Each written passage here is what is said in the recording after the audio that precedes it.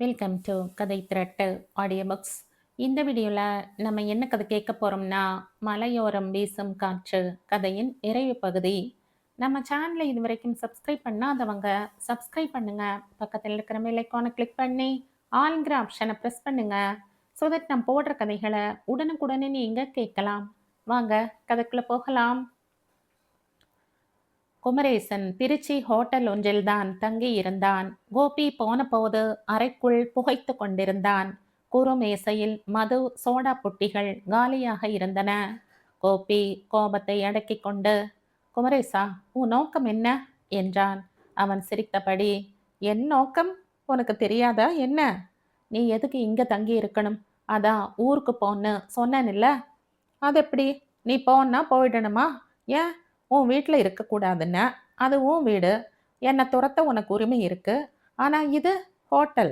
காசு கொடுத்தா யார் வேணும்னாலும் இங்க தங்கலாம். உன்கிட்ட காசு இருக்கிறதுங்கிறதுக்காக என்ன வேணாலும் செய்வியா? கேட்டவன் கோபத்துடன் அவன் சட்டையை பிடித்து உலுக்கினான். கையேட்றா, நான் என்ன அப்படி தப்பு செஞ்சிட்டேன்? குமரேசா, தயவு செஞ்சு என்ன சித்திரவதை செய்யாத. நான் செஞ்சது தப்பு, ஒத்துக்கிறேன். அதுக்கு நான் தான் பரிகாரம் செய்யணும். தண்டனை தர்றதானாலும் எனக்குத்தான் தரணும். அதை விட்டு என் குடும்பத்துல கை வைக்கிறது எந்த விதத்துல நியாயம்?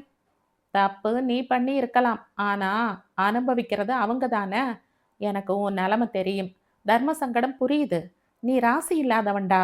குடும்பத்துக்கு நல்லது ஏதாவது பண்ணணும்னு நினைக்கிற பார். நீ பெரிய மனுஷன். நீ நல்லது பண்ணு. அதை நல்ல வழியில பண்ணணும். இன்னொருத்தனுக்கு துரோகம் செஞ்சு நல்லது செய்யக்கூடாது. நய வஞ்சகம், நம்பிக்கை துரோகம் கூடாது. சரி சரி, நான் ஒத்துக்கிறேன். ஆனா அதுக்காக என் தங்கச்சி பாவம்டா, அவ அப்பாவி அப்படின்னு நீ நினச்சிக்கிட்டு இருக்க. நீ தான் ஏமாளி. பொண்ணுங்களுக்கு வயசு வந்துட்டா அப்புறம் பாவமாவது அப்பாவியாவது நம்மை விட அவங்க வேகமாகவும் விவரமாகவும் இருக்காங்க. கவலைப்படாத, அவ விவரமாவே இருக்கா. என்னை மயக்கறா மயங்கறா. குமரேசா, வேணாம் இந்த விளையாட்டு. அவளை ஒன்றும் பண்ணிடாத, ஏமாத்திடாத. போடா மடையா, அதான் சொன்னேன்ல சுதா விவரமா இருக்கான்னு. அவ ரொம்ப உஷார், கரார். இது வரைக்கும் நான் அவளை தொட்டதில்ல. அவளும் தொட சம்மதிச்சதில்ல. அவளுக்கு என்ன பிடிச்சிருக்காம். எனக்கும் மெல்ல மெல்ல பிடிச்சுக்கிட்டு இருக்கு. அவளையே ஏன் கட்டிக்க கூடாதுன்னு தோணுது. கட்டிக்கவா? இதுக்கு நான் சம்மதிக்க மாட்டேன். ஏன்பா, எனக்கு என்ன குறை? புகை பிடிக்கிற, குடிக்கிற, இது கெட்ட பழக்கம்தான் இல்லைங்கள. ஆனா இதுக்காக கல்யாணம் வேணாம்னு வச்சா உன் தங்கைக்கு வரன் கிடைக்கிறதே அபூர்வம் ஆயிடும். அவ்வளோதான். நான் ஒன்றும் உன்கிட்ட மறைக்கலையே. நீ தான் மறைக்கிற. எனக்கு துரோகம் பண்ண. இதுவே உன் தங்கையை கட்டிக்க வரவன் கல்யாணத்துக்கு பிறகு குடிச்சா என்ன பண்ணுவ? என்னோட நேர்மையை நீ ஏத்துக்கணும். என்கிட்ட வேற என்ன குறை இருக்கு? யாருக்கு தெரியும்? உன்னை பத்தி இதுக்கு முன்னாடி எனக்கு எதுவுமே தெரியாது. ஏதோ எனது போதாத காலம். சிச்சி, ரொம்ப சலிச்சுக்கிறையே. இப்பவும் ஒன்றும் மோசம் போயிடல. உன் தங்கை உடல் அளவுல பரிசுத்தமா தான் இருக்கா. மனசளவுல அது இல்ல. அவ என்னை காதலிக்கிறா. கல்யாணத்துக்கு என்னை நிர்பந்திக்கிறா. அவகிட்ட நான் பேசுறேன். இது நடக்காது. அப்போ எனக்கு பரிகாரம் பண்ணிடு. போயிடுற. என்ன என்ன பரிகாரம் சொல்லு, உடனே செய்யறேன். வந்து வேற ஏதும் இல்ல. புதுசா கட்டுற உன் பங்களா? குமரேசன் கேட்டதும் கோபி வாய் அடைத்து போனான். இவன் நாம் நினைப்பது போல சாதாரண ஆள் இல்லை, விளைந்தவன். நன்றாக திட்டமிட்டுதான் உள்ளே நுழைந்திருக்கிறான். நான் தவறு செய்தது உண்மை என்கிற போதும் அதற்கு பரிகாரம் தேடும் பொறுப்பும் எனக்கு இருக்கிறது. நல்லதோ கெட்டதோ பெற்றோர் இந்த பங்களாவுக்கு ஆசைப்பட்டு விட்டார்கள். அதை நிறைவேற்றும் கடமையை ஏற்றிருக்கும் போது அடிமடியிலேயே கை வைக்கிறான். இவன் கேட்கும் விலை அதிகம்தான். ஆனால் அதைவிட இவனுக்கு நான் அதிக துரோகம் பண்ணியிருக்கிறேன். கோபி அப்படியே நாற்காலியில் முகத்தை மூடிக்கொண்டு குனிந்து அமர்ந்தான். சில நிமிடங்களில் அவனது மனது தெளிவு பெற்றிருந்தது. முகத்தில் ஒரு மலர்ச்சியை வரவழைத்து கொண்டு, சரி ஒத்துக்கிறேன். ஆனா அதுக்கு பிறகு என் தங்கையை நீ மறந்துடணும். அவளை திரும்பி கூட பார்க்க கூடாது. சரி. அப்புறம் ஒரு விஷயம். என்ன? இந்த ஒப்பந்தம் இப்போதைக்கு நமக்குள்ளேயே இருக்கட்டும். வெளியே எங்க வீட்ல யாருக்கும் தெரிய வேணாம். பின்னால தெரியும் போது உன்னோட பெற்றோரும் தங்கையும் உடைஞ்சு போக மாட்டாங்களா? பாத்தியா, மறுபடியும் என் தங்கைக்காக கவலைப்படுற? என் பெற்றோர் பற்றி உனக்கேன் அக்கறை?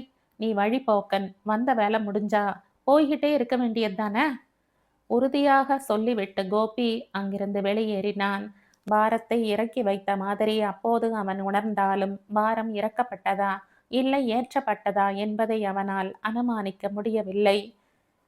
எல்லாமே வேண்டாத விளையாட்டுக்கள். பேராசை பிடித்த பெற்றோர், கலங்க வைக்கும் சுதா, வாழ்க்கையையும் வியாபாரமாக பார்க்கும் நகைக்கடை காசிநாதன், அவருக்கு கொடுத்த வாக்கை நிறைவேற்றும் முன்பு நந்தியாக குறுக்கே நிற்கும் குமரேசன். இவற்றுக்கிடையில் அகல்யா இல்லை. மதியும் இப்போதெல்லாம் சரியாய் வருவதில்லை. அவன் இஷ்டத்துக்கு ஏதோ செய்து கொண்டிருக்கிறான். நான் மட்டும் பிரச்சனைகளை புதைத்து கொண்டு செக்கு மாடு போல சுற்றி கொண்டிருக்கிறேன். உள்ளே புழுங்கினாலும் கூட வெளியே போலி பகட்டு சிரிப்பு.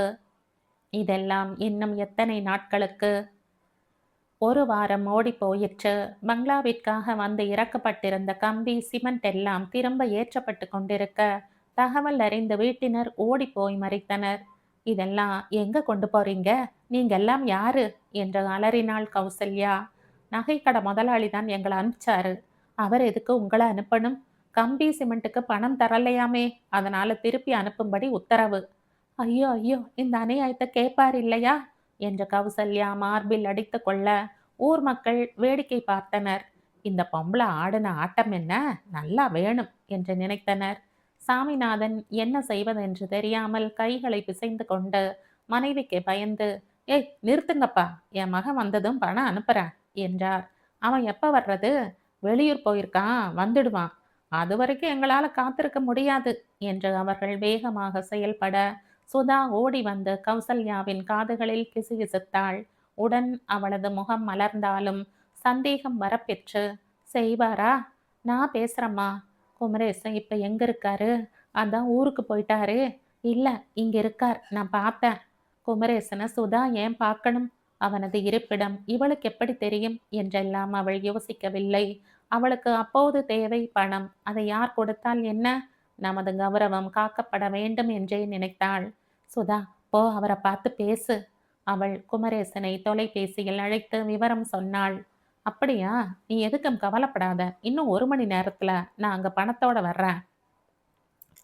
சுதா மகிழ்ச்சியுடன் திரும்ப வந்து, ஏய் எல்லாரும் தள்ளிப்போங்க, யாரும் எதையும் இனி தொடக்கூடாது. 1 மணி நேரத்துல உங்க பணம் வரும், வாங்கிட்டு இடத்த காலி பண்ணுங்க. ஆமா சொல்லிட்டேன் என்று விரட்டினாள். கௌசல்யா அவளை மலைப்புடனும் பெருமிதத்துடனும் பார்த்து கொண்டிருந்தாள். நண்பன் மதி செல்போனில் கோபியை அழைத்து, ஏய் நீ என்ன ஊரையே மறந்துட்டியா என்றான். இங்க என்னென்னவோ நடக்குது, நீ என்ன மறந்தாலும் பரவாயில்ல, வீட்டையும் சுதாவையும் கூட மறந்துட்டியா? ச்சே, எப்பவும் புதிர் போடுறதே உன் வேலையா போச்சு. சுத்தி வளைக்காம நேரா விஷயத்துக்கு வா. ஆமா, ஊன்னா என் மேல பாயிர. அத்தனை சொல்லியும் கூட கோட்டை விட்டுட்டு நிக்கிறையே. யார, அகல்யாவையா? இல்ல இல்ல, அவளை நான் கவனிச்சுக்கிறேன், குமரேசனை. அதான்பா உன் துபாய் நண்பனை.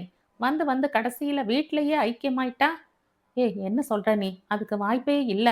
சரி வந்து நேரா பாரு, அப்பதான் ஒத்துக்குவ. என்ன ஒரு உபசரணை, என்ன ஒரு அந்யோன்யம். மதி அனாவசியமாய் பொய் சொல்ல மாட்டான் என்று தெரியும். இத்தனை சொல்லியும் கூட வீட்டுக்கு போகிறான், சுதாவுடன் பேசுகிறான் என்றால் என்ன அர்த்தம்? அந்த குமரேசனை சும்மா விடக்கூடாது. பயங்கரமாக பொங்கிய ஆத்திரத்தை அடக்கி கொண்டு கோபி வீட்டுக்கு போன போது குமரேசன் முன்னறையில் அமர்ந்திருந்தான். அவனுக்கு அருகில் கௌசல்யா நின்றிருக்க சுதா அவனை படம் பிடித்து கொண்டிருந்தாள். அது கோபி வாங்கி வந்த கேமரா. இதற்காகவா இவளுக்கு நான் கேமரா வாங்கி கொடுத்தேன்? சுதா, இங்க என்ன பண்ற? படம் எடுக்கிறேன். காலேஜுக்கு போகலையா என்ற கோபி கேமராவை பிடுங்கிக் கொண்டு குமரேசனை பார்த்து முறைத்தான். குமரேசன் அதை பொருட்படுத்தாமல், கோபி கொஞ்சம் மகரு, டிவி மறைக்குது, நல்ல காட்சி என்று சிரித்தான். சிரிப்பு காட்சி, இப்ப இதுதான் முக்கியம். சுதா, வகுப்பில்லையா உனக்கு? போய் படிக்கிற வேலையை பாரு. இந்த அண்ணனுக்கு என்னாச்சு? ஏன் இப்படி கொலைக்குது என்று முனகியபடி அவள் உள்ளே போக அம்மா எழுந்து, கோபி ஏன் இப்படி நடந்துக்கிற? வர வர உன் போக்கே சரியில்லை. நல்லவனா மாறிட்டேன்னு பார்த்தா பழைய நிலைக்கே திரும்பிடுவ போல இருக்கே என்றாள். நான் அப்படி என்ன தப்பு பண்ணிட்டேன்? படிக்க போன்னு சொன்னது தப்பா? அவன் மேல எனக்கு அக்கறை இல்லையா? உரிமை இல்லையா? அத்தனை உரிமை இருக்கிறவன் ஒரு வாரமா எங்க போயிருந்தியாம்? ஏன் என்ன விஷயம்? இங்க நாங்க வாழறதா இல்ல சாவறதான்னு யோசிச்சுக்கிட்டு இருந்தப்போ இந்த தம்பி தான் வந்து பணம் கொடுத்து உதவுச்சு. இவர் மட்டும் இல்லைன்னா நாங்க 3 பேரும். கௌசல்யா சொல்லிவிட்டு கண்களை கசக்கி கண்ணீரை பிழிந்தெடுத்தாள். கோபியின் ஆத்திரம் இன்னும் அதிகமாயிற்று. இவன் எதற்கு பணம் தர வேண்டும்? பசப்புகிறானா? யோசித்தான். கோபி, அந்த காசிநாதனை நல்லவர்னு நினைச்சிருந்த. ஊர் மக்கள் அப்பவே சொன்னாங்க அவர் ஏமாத்து பேர் வழின்னு, அவரோட நகைக்கடையும் போலின்னு. நான் தான் அதை புரிஞ்சுக்காம நம்பி ஏமாந்துட்டேன். அவர் ஆள் அனுப்பி மிரட்டுறார், சாமான்களை எல்லாம் திருப்பி எடுத்துட்டு போறார். இதுக்காக நாங்க எவ்வளவு பாடுபட்டோம். ஹம், அந்த சம்பந்தம் நமக்கு சரிப்பட்டு வரும்னு தோணல. கௌசல்யா முந்தானையால் கண்களை ஒற்றிக்கொண்டு, நீ போய் என்ன செய்தின்னு அந்த ஆள்கிட்ட கேளு. சரி, கேட்குறேன். குமரேசா, இப்படி வா, உன்கிட்ட கொஞ்சம் பேசணும் என்று கோபி அவனை இழுத்து கொண்டு பின்பக்கம் போனான். ஏய், எதுக்கு இங்க வந்த? கோபி, முதல்ல சட்டையில இருந்து கையெடு. நான் ஒன்றும் விரும்பி வரல. உங்க அம்மாவும் சுதாவும் தான் கூப்பிட்டாங்க. கூப்பிட்டா உடனே வந்துடுறதா? நீ எதுக்காக பணம் தரணும்? பங்களா வளர வேணாமா? அதான் நீ எதுக்கு தரணும்னு கேட்டேன். என்னடா இது, பங்களாவை எனக்கு தரேன்னு சொன்ன, அதுக்கு செலவு பண்ண எனக்கு உரிமை இல்லையா? பங்களாவை தான் இன்னும் எழுதி தரலையே, அப்புறம் அதுக்குள்ள உனக்கு என்ன உரிமை? ஓஹோ, அப்ப அன்னைக்கு சொன்னதெல்லாம் வெறும் வாக்குதானா? நான் என்ன இழிச்சவா என்ன நினைச்சியா? எனக்கு இப்பவே முடிவு தெரிஞ்சாகணும்.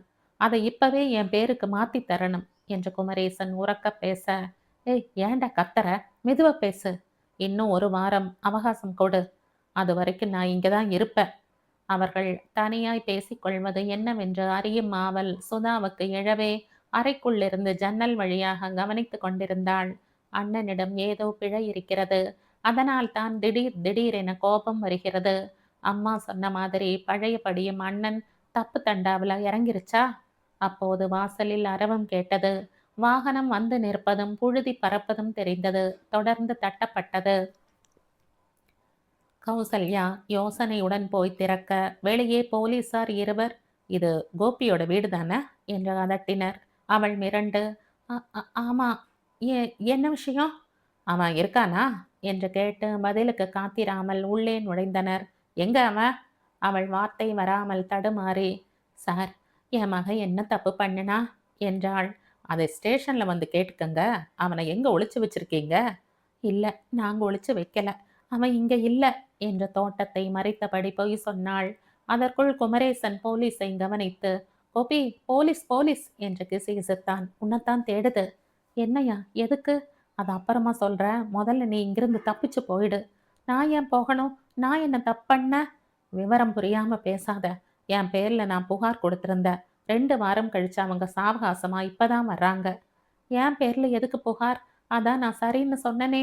அதுக்கு முன்னாடி கொடுத்த புகார். சொல்றத கேளு, சீக்கிரம் போயிடு, இல்லைன்னா வீட்டுக்கு விஷயம் தெரிஞ்சிடும். நான் எங்க போவேன்? என் அறையிலேயே இரு. இவங்களை பேசி சமாளிச்சு அனுப்பிட்டு நானும் வர்றேன்.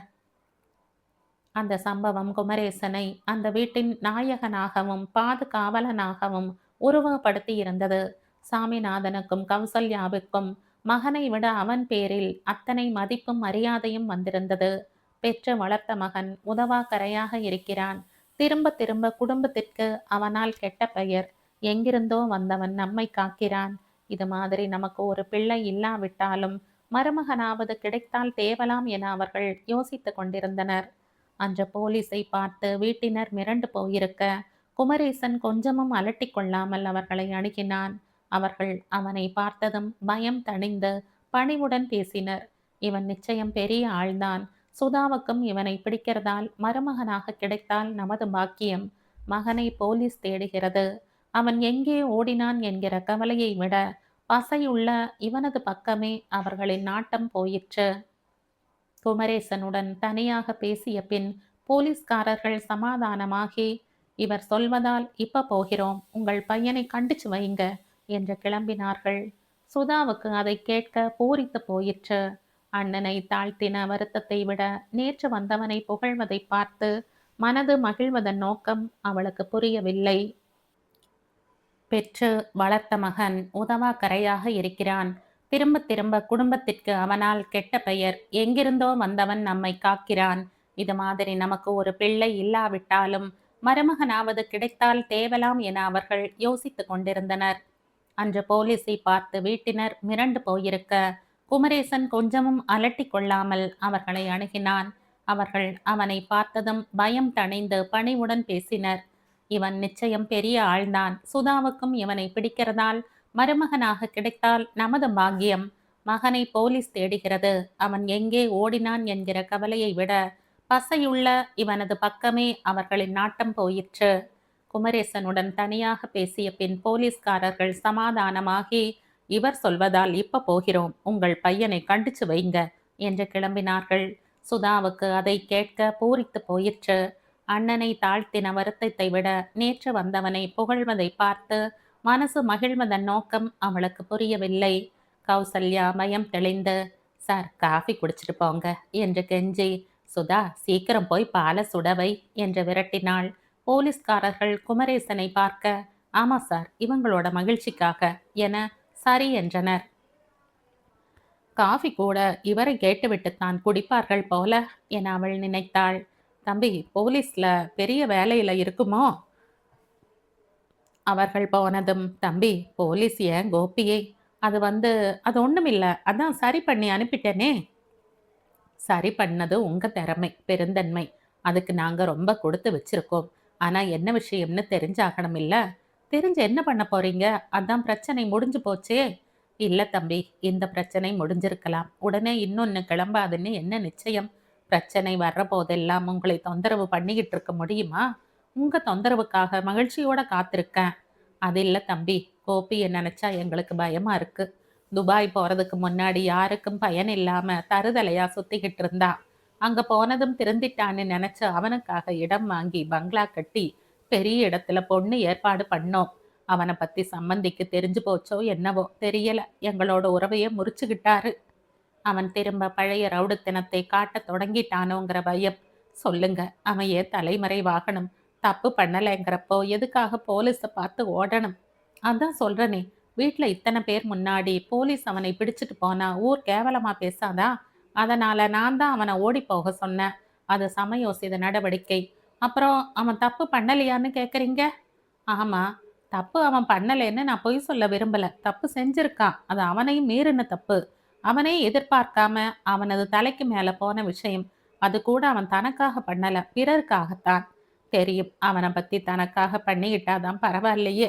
இவனுக்கு எப்பதான் நல்ல புத்தி வருமோ தெரியல என்ற கோபியை கரித்து கொட்டினர். கிராமத்தில் சின்ன விஷயம் கூட ஊர் முழுக்க வேகமாய் பரவி விடுவது இயல்பு. கோபியை தேடி போலீஸ் வந்த செய்தியும் சுவாரஸ்யமாக பரப்பப்பட்டது.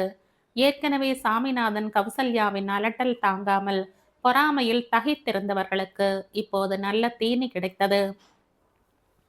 என்னவோ பெரிதாய் துபாய் பணம் என்கிறார்கள். இத்தனை பெரிய பங்களா கட்டுவதற்கு கோபி என்ன எண்ணெய் கிணறா வைத்திருக்கிறான்? நகை கடைக்காரனை ஏமாத்தி பணம் பிடுங்கினார்கள். கோபியும் என்ன குறுக்கு வழியில் பணம் சம்பாதித்தானோ தெரியவில்லை, வசமாய் சிக்கிக் கொண்டான் என்றார்கள்.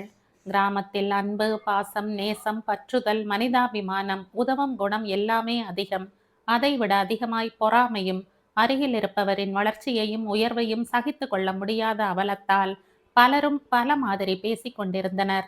அதனால் கூச்சப்பட்டு பேச்சு அடங்கட்டும் என்று கோபி நகரத்திலேயே தங்கியிருந்தான். அது மேலும் ஊர் மக்களுக்கு பேச வசதியாயிற்று. அவன் ஜெயிலில் இருக்கிறான், அதனால் தான் வரவில்லை. இனி வரவே முடியாத மாதிரி உள்ளே போட்டு விட்டார்கள். ஜாமீன் கூட கிடைக்கவில்லை என்றார்கள். அதை வீட்டில் உள்ளவர்களும் நம்ப வேண்டியதாயிற்று. அதெல்லாம் குமரேசனுக்கு மிகவும் பயன் உள்ளதாக இருந்தது. ஏண்டா, சுத்தமா அழிஞ்சு குட்டிச்சுவரா போறதுன்னு நீயே முடிவு பண்ணிட்டியா? மதி கடுங்கோபத்துடன் தொலைபேசியில் கோபியை பிடித்து விளாசினான். இவன் பதில் பேசவில்லை. உன் மனசுல என்ன நினைச்சுகிட்டு இருக்க? ஊர்ல என்னென்னமோ புகையுது, எதை பத்தியும் கவலைப்படாம அங்க என்ன பண்ற? தெரியாம தான் கேட்குற. அதன் பிறகும் கோபி எதுவும் சொல்லாமல் மௌனமாக இருந்தான். கோபி, வெள்ளம் தலைக்கு மேல போயிடுச்சு. அப்பவே உனக்கு நான் கோடிட்டு காட்டினேன், நீ எதுவுமே பண்ணல. உன் தங்கச்சியை அந்த குமரேசனுக்கு கட்டி வைக்க போறதா ஊர் முழுக்க பேச்சு. அந்த பேச்சுக்கு பயந்து தானே நானே ஒதுங்கி இருக்கேன். இது கோழைத்தனம். பிரச்சனைகளை எதிர்கொள்றதை விட்டுட்டு ஓடி ஒளிஞ்சா எல்லாம் சரியாயிடுமா? உடனே புறப்பட்டு வாடா. கோபியை பார்த்ததும் கௌசல்யா முகத்தை திருப்பிக் கொண்டாள். சுதாவின் முகத்திலும் அலட்சியம் தெரிந்தது. யாருடைய தெய்வம் இல்லாமல் பணக்கார வசீகர இளைஞனை கட்டிக்கொள்ள போகும் கர்வம் எழுந்தது. பொதுவாகவே பெண் என்பவள் படிப்பு, பணம், கல்யாணம் எல்லாவற்றிற்குமே வீட்டில் பெற்றோர் அல்லது சகோதரனை எதிர்பார்த்திருக்க வேண்டும்.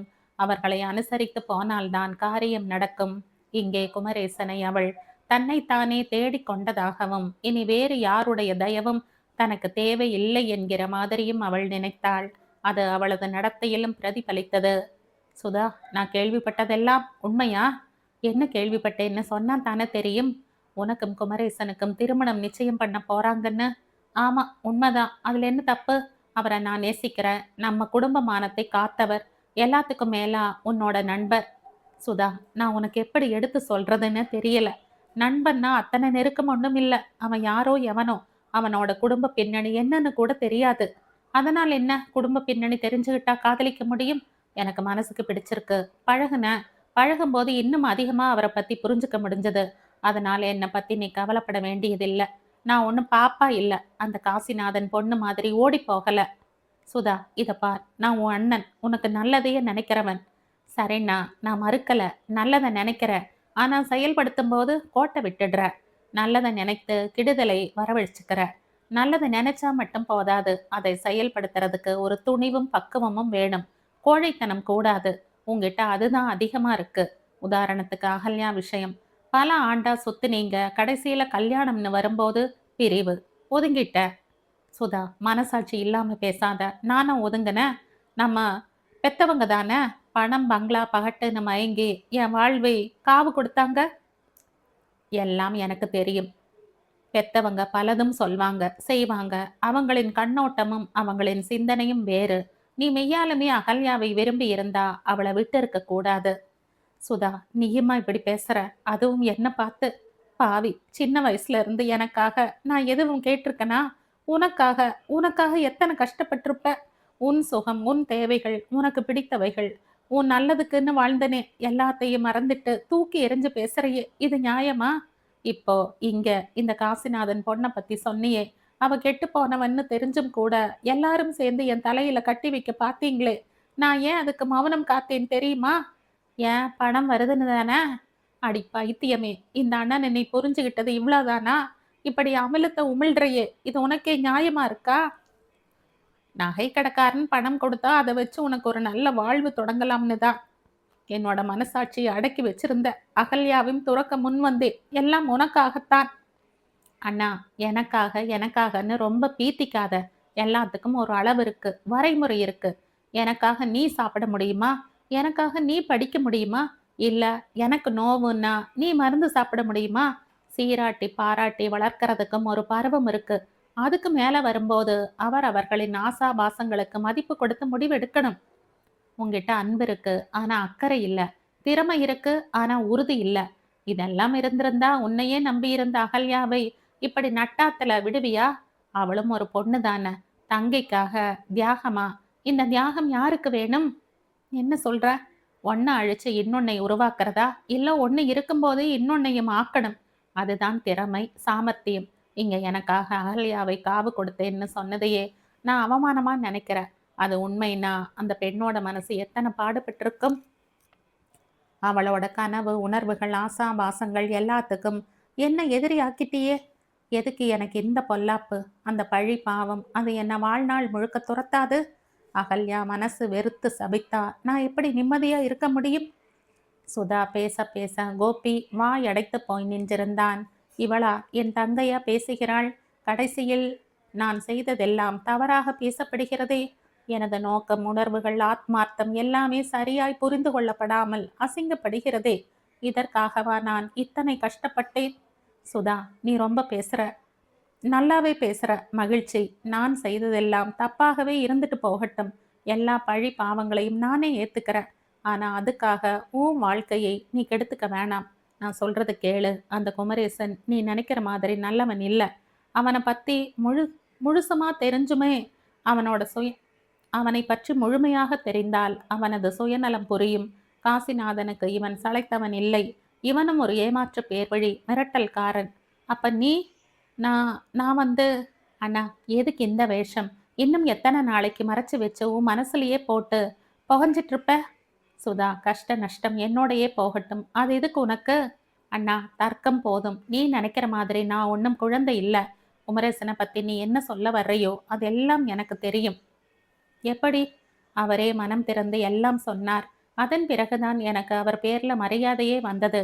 எல்லாம் தெரிஞ்ச பின்புதான் நான் இந்த முடிவுக்கே வந்தேன். சுதா, உன்னை என்னால புரிஞ்சுக்கவே முடியல. இந்த சின்ன வயசுல இத்தனை பக்குவமா? நான் இவ்வளவு நேரம் பேசினது தப்பு. தப்பா இருந்தா மன்னிச்சுக்க. எப்போதும் பிறருக்குன்னு இல்லாம உனக்காகவும் வாழணும்.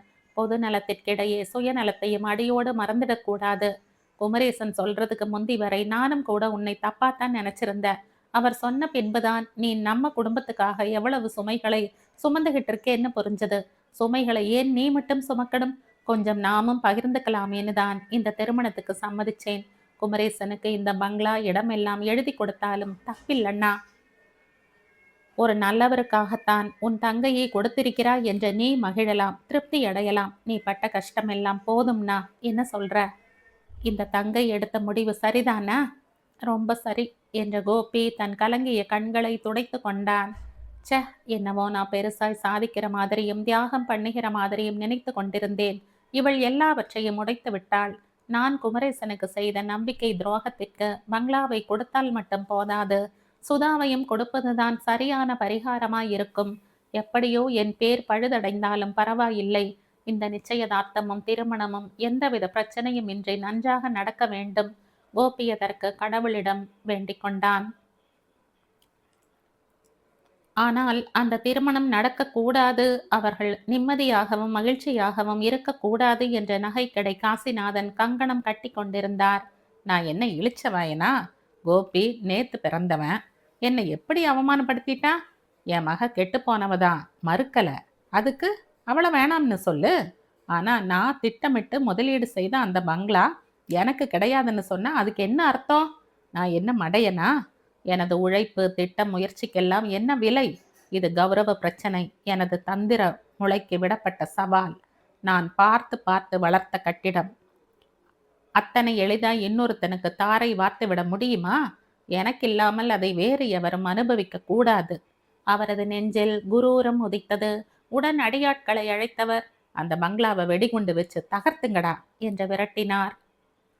மறுநாள் குமரேசனுக்கும் சுதாவுக்கும் நிச்சயதார்த்தம். அன்று ராத்திரி வீட்டில் விருந்துகளின் கோலாகலம். அதிகாலையில் எழ வேண்டும் என்ற வேலையை சீக்கிரம் முடித்து அனைவரும் படுக்க போயிருந்தனர். வெளியே கட்டிலில் கோபி அகல்யாவை நினைத்தபடி தூக்கம் வராமல் வானத்து நட்சத்திரங்களிடம் தனது எண்ணங்களை பகிர்ந்து கொண்டிருந்தான். அப்போது நண்பன் மதி ஓடி வந்து, கோபி சீக்கிரம் வா என்று பரபரத்தான். என்னடா, என்ன விஷயம்? அந்த காசிநாதன் ஆட்களை அழைச்சு வந்து பங்களாவை தகர்த்துக்கிட்டு இருக்கார். என்னது? உடன் கோபியின் ஆவேசம் பொங்கி எழுந்தது. அவனுக்குள் அடங்கி கிடந்த ஆத்திரம் வெடித்தது. லுங்கியை தூக்கி கட்டி கொண்டு முகட்டு வளையில் சிறுகப்பட்டிருந்த கொடுவாளை எடுத்துக்கொண்டு ஓடினான். அதிகாலை சுதா 5 மணிக்கெல்லாம் குளித்து அலங்காரம் பண்ணி கொண்டிருந்தாள். விருந்தினர்கள் பாதி பேர் வீட்டிலும் ஆண்கள் எல்லாம் காவிரியிலும் குளிக்க சென்றிருந்தனர். சுதா அலங்கரித்த நகைகளை போட்டுக்கொண்டு அண்ணனிடம் காட்ட வேண்டும் என்று கோபியை தேடிய போது வாசலில் சலசலப்பு கேட்டது. என்னவென்று எட்டி பார்க்க மதி அவசர அவசரமாய் சைக்கிளில் வந்து இறங்கி, சுதா, ஒரு விஷயம் யாருக்கும் தெரிய வேணாம், இங்க வா என்று அழைத்து, உங்க அண்ணனை போலீஸ் பிடிச்சிட்டு போயிருச்சு என்றான். ஐயோ, ஏன்? அந்த காசிநாதனோட கையை வெட்டிட்டான். அந்த தகவலை அந்த பக்கமாய் வந்த கௌசல்யா கேட்டுவிட்டு, கடவுளே, மறுபடியும் இவன் அறிவாளை எடுத்துட்டானா? நாங்க பட்டதெல்லாம் போதாதா என்று ஒப்பாரி வைக்க தொடங்கினாள். இவன் திருந்தவே மாட்டானா? இவனால எங்களோட நிம்மதி போச்சு என்று அவள் மாரில் அடித்து கொண்டு அழுதாள். என்ன இது கலாட்டா என்று மதி அவளை பிடித்து நாற்காலியில் தள்ளினான். விஷயம் புரியாம நீ பாட்டுக்கு உளர்ற. இது வரைக்கும் என்னென்ன நடந்ததுன்னு அவனை கரிச்சு கொட்டுன. அவன் மட்டும் இல்லைன்னா உன் குடும்பமே அழிஞ்சு போயிருக்கும். சுதா இடைப்பட்டு, மதி வேணாம், பேசாம இருங்க என்று தடுத்தாள். நீ சும்மா இருமா, என்னைக்கு இருந்தாலும் உண்மை வெளியே வந்துதானே ஆகணும். அவனும் மனுஷன்தானே. அவன் யாருக்கு என்ன கெடுதல் பண்ணான்? ஊருக்கு நல்லது பண்ணதுக்கு யாரோ பழி வாங்கினாங்க. நீங்களும் அவனை சபிக்க விரட்டி அகல்யாவோட உதவியோட துபாய்க்கு போனான். அங்க போய் சம்பாதிச்சதும் அதன் பலனை அனுபவிச்சது பத்தாதுன்னு அகல்யாவை அவங்கிட்ட இருந்து பிரிச்சிங்க. சம்பாத்தியத்துக்கு ஆசைப்பட்டு நகைக்கடை காசிநாதனோட ஒப்பந்தம் போட்டு பங்களா கட்ட தொடங்குனீங்க. அகல்யாவை பிரிச்சதை கூட அவன் தாங்கிக்கிட்டான். ஆனா கெட்டு போன பொண்ண அவனுக்கு பேசி முடிச்சதை அவனால ஏத்துக்க முடியல. காசிநாதன் கிட்ட பேசினப்போ பங்களாவுக்கு அவர் கொடுத்த பணத்தை எல்லாம் வட்டியோட திருப்பி தரலனா அந்த இடம் பங்களா எல்லாத்தையும் அபகரிச்சிடுவேன்னு மிரட்டினார். அப்போ அவன் உங்க ஆசை கனவு தங்கையோட எதிர்காலத்தை தான் நினைச்சான். பணத்தை திருப்பி தர தீர்மானம் பண்ணி வழி தேடினப்போ ஒரே ஒரு மார்க்கம்தான் தெரிஞ்சது. அது துபாயில இருந்து குமரேசனின் அண்ணன் கோபி கிட்ட கொடுத்தனுப்பி இருந்த தங்க பிஸ்கட்டுகள் லட்சங்கள் பெறும். அதை குமரேசன் கிட்ட உடனே சேர்க்காம அவசரத்துக்கு அதை காசிநாதன் கிட்ட கொடுத்து சரி பண்ணான். குமரேசனுக்கு துரோகம் பண்ணாலும் கூட உங்களோட ஆசை நிறைவேறணும், துபாய் போய் குமரேசனுக்கு கொஞ்சம் கொஞ்சமா பணம் அனுப்பிடலாம்னு நினைச்சான். ஆனா அதுக்குள்ள குமரேசன் வந்து அவசரப்படுத்தவே அந்த பங்களா வெளியே எங்கேயும் போகல, தங்கையோட கணவனுக்கு தானே போகுதுன்னு அவனுக்கு கொடுக்க சம்மதிச்சான். இதெல்லாம் உங்களுக்கு தெரிஞ்சா வருத்தப்படுவீங்க. ஆசையா கட்டின பங்களாவையும் வேணாம்னு ஒதுக்கிடுவீங்க. பெத்தவங்களோட ஆசையை எப்படியாவது நிறைவேற்றணும்னு தான் எல்லாத்தையும் மறைச்சு வச்சான். ஆனா அந்த பங்களாவையே காசிநாதன் அழிக்க வரும்போது அவனால பார்த்துக்கிட்டு எப்படி சும்மா இருக்க முடியும்?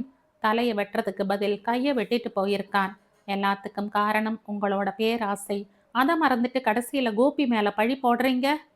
மதி ஆதங்கத்துடன் முழங்க வீட்டினரும் தெருவாசிகளும் விக்கித்து நின்றனர். காவல் நிலையம் என்னதான் நல்லதை நினைத்து நல்லதையே செய்ய முயன்றாலும் கடைசியில் கெட்ட பெயரும் கெட்டதுமாகவே நிகழ்கிறதே என்கிற மன வருத்தத்துடன் கோபி கைதியறை கம்பிக்குள் அடங்கியிருந்தான். எப்போதும் பிறருக்காகவே சிந்திக்கும் எனக்குத்தான் யாரும் இல்லை என்று கலங்கிக் கொண்டிருக்கும் போது இதோ நான் இருக்கிறேன் என்று சொல்லாமல் சொல்கிற மாதிரி அகல்யா காரில் வந்து இறங்கினாள். அவளுடன் அவளது அப்பா வாத்தியாரும் வந்திருந்தார். கோபி வியப்புடன் பார்க்க ஆய்வாளரின் அனுமதியோடு அவனிடம் பேசினாள். என்ன அப்படி பார்க்குறீங்க? என் திருமணம் நடக்கல. அதுக்கு காரணம் உங்க நண்பர் மதி. அவர்தான் எனக்கு பேசின வரன் கிட்ட உங்களை பத்தி எடுத்து சொல்லி பின்வாங்க வச்சுட்டார். என்னை மன்னிச்சிடுங்க, உங்களை தப்பா புரிஞ்சுகிட்டு என்ற கோபியின் கையை பிடித்து கொண்டு உருகினாள். மேற்கொண்டு அங்கே இடைஞ்சலாக இருக்க விரும்பாமல் வாத்தியார் ஜாமீன் எடுக்க வக்கீல் அழைச்சுக்கிட்டு வரேன் என்று கிளம்பினார். கோபி அகல்யா இருவர் முகத்திலும் நிறைந்த நிம்மதி பூ பூத்தது.